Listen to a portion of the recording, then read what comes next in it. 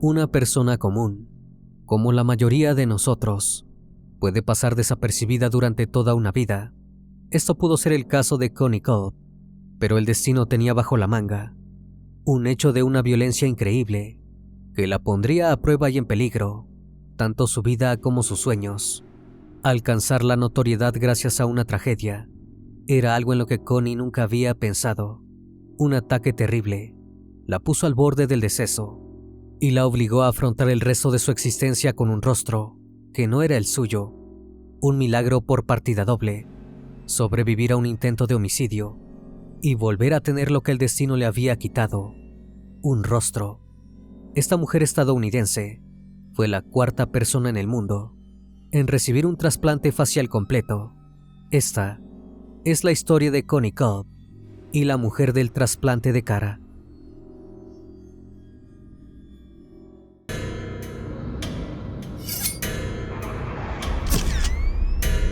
Fragmentos de la noche.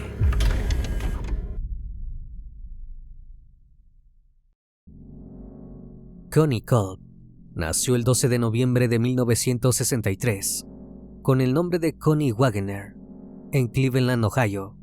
Pertenecía a una familia de clase media, de los suburbios de una comunidad tranquila, y tanto ella como su hermana gemela Bonnie tuvieron una típica infancia feliz americana.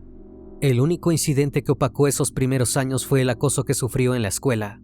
Debido a su dentadura, sus compañeros la llamaban Bucky Beaver, debido a sus incisivos algo sobresalientes.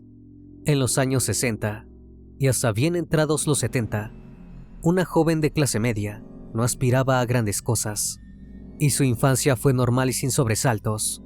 No parecía preocupada por el futuro, y cuando creció, era una chica dedicada a sus estudios y a sus amistades.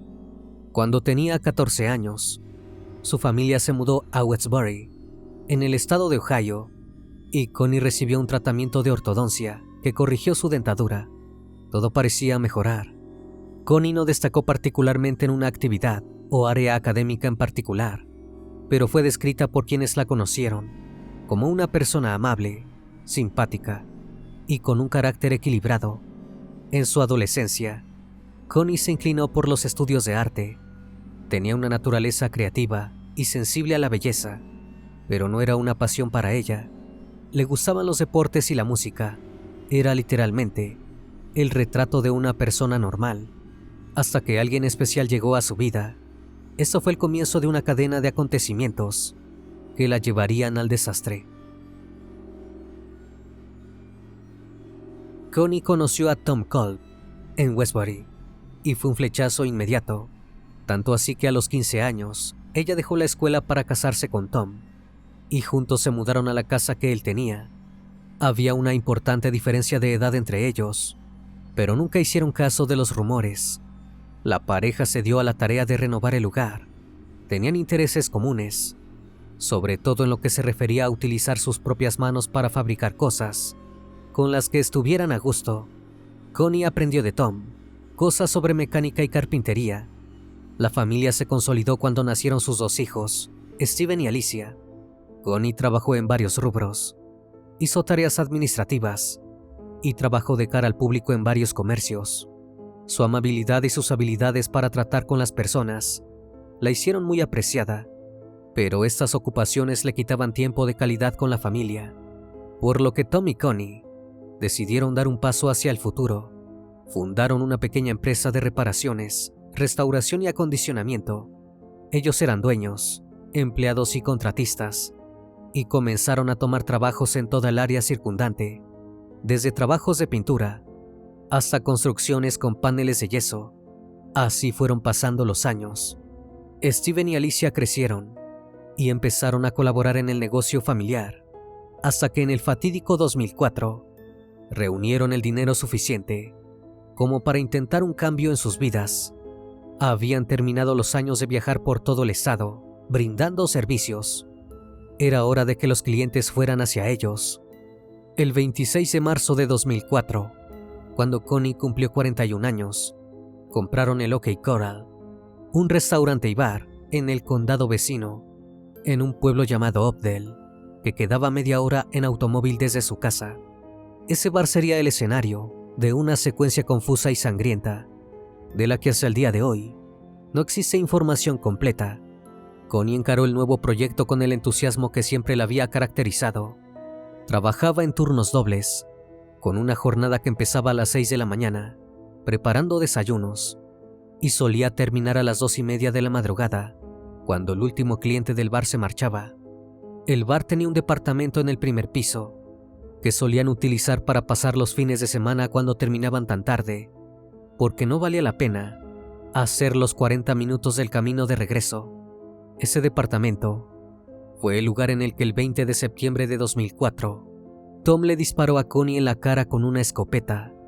Después de eso, se disparó él mismo, pero increíblemente, ambos sobrevivieron. Nunca trascendieron los motivos detrás de ese arranque de ira. Connie fue muy clara al respecto durante el juicio. Tom perdió algunos dientes y la visión del ojo izquierdo, pero para Connie, las consecuencias fueron mucho peores. El disparo prácticamente destrozó su cráneo, pero no tocó el cerebro. Aún así, el daño fue devastador. Connie perdió un ojo, la nariz, las mejillas, el paladar, el labio superior y toda la dentadura. El pronóstico médico no era bueno. No podía realizar ninguna de las funciones básicas como comer sólidos, beber e incluso respirar, algo que debía hacer por medio de una traqueotomía. Tom fue arrestado y condenado a 7 años por tentativa de homicidio, pero los detalles del juicio nunca han sido revelados a la prensa. Mientras, Connie luchaba por su vida, y después de varios procedimientos quirúrgicos y algunos meses en el hospital de Pittsburgh, fue declarada fuera de peligro. 2 semanas después del ataque, se consultó a un cirujano plástico de la clínica de Cleveland. En octubre de 2004, después de una revisión por parte de los especialistas, se consideró que Connie era apta para un procedimiento que jamás se había realizado en los Estados Unidos. Un trasplante de cara era un procedimiento riesgoso y que conllevaba una larga y dura recuperación, pero Connie se mostraba optimista y dijo que estaba dispuesta a seguir todas las indicaciones de los médicos. Por difícil que fuera el proceso, Connie tuvo que pasar varias pruebas antes de que estuvieran seguros de que su salud era lo bastante buena como para someterse a lo que podría ser un maratón de intervenciones quirúrgicas. También acudió a terapia, ya que la estabilidad mental era casi tan importante como la física para afrontar el duro camino que tenía por delante. Era una preparación lenta, pero comenzaron de inmediato, aunque no sabían cuándo encontrarían un donante. Mientras, los cirujanos emprendieron una serie de 30 operaciones, destinadas a minimizar el daño casi total que Connie había sufrido en el rostro. Se extrajeron piel, huesos y vasos sanguíneos de sus brazos y piernas para reparar de la mejor manera posible lo que quedaba de su rostro. Eso significaba más viajes de 3 horas hasta Cleveland y una larga espera para una cirugía experimental que sabía que podía fallar o que podía resultar en rechazo y dejarla con un aspecto peor que el que tenía antes de intentarlo. En el camino, la peor pesadilla de Connie eran los insoportables dolores de cabeza. Consumía varios analgésicos, algunos extremadamente fuertes, solo para poder dormir. Pasaron 4 años, 3 de los cuales necesitó cuidados constantes, hasta que al fin, en diciembre del año 2008, hubo un donante. Era una mujer anónima de Ohio, cuya familia aceptó la inusual petición de piel y músculos, venas y arterias, dientes y huesos que Connie necesitaba. Solo se sabía que era una mujer de aproximadamente la edad de Connie, pero no se sabía más. Para ella fue suficiente.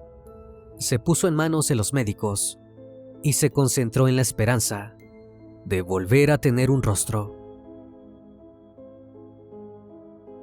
Se necesitaron 8 cirujanos, 4 anestesiólogos, más de 20 enfermeras y una larga lista de técnicos y asistentes para completar el procedimiento histórico. Connie pasó 12 días en cuidados intensivos. En ese lapso, sobrevivió a 2 episodios menores de rechazo.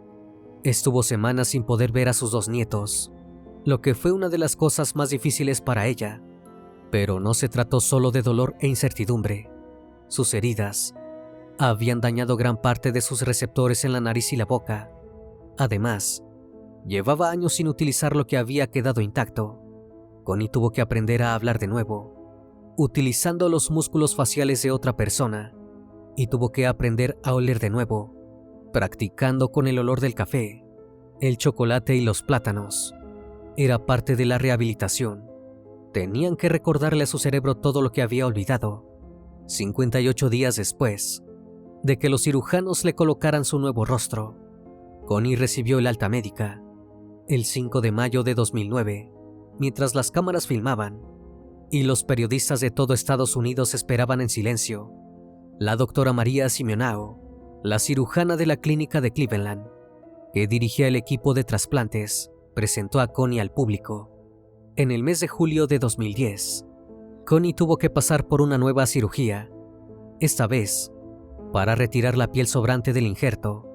Esta operación daría más comodidad y también tendría beneficios estéticos. Quienes tuvieron que tratar con Connie durante esos meses, tanto el personal de salud como su gemela y su hija, no podían creer la actitud positiva y el enorme sentido del humor de Connie. En ningún momento cayó en depresión, y por el contrario, muchas veces era ella quien animaba a los que la rodeaban, como había ocurrido en los lejanos años de la escuela. Incluso hacía bromas sobre sí misma. Connie retomó su vida, y aunque prácticamente estaba ciega, retomó una vida casi normal. Se manejaba sola, ayudándose de la tecnología para las tareas más urgentes, como un pastillero con alarma, para encontrar y saber qué medicación debía tomar.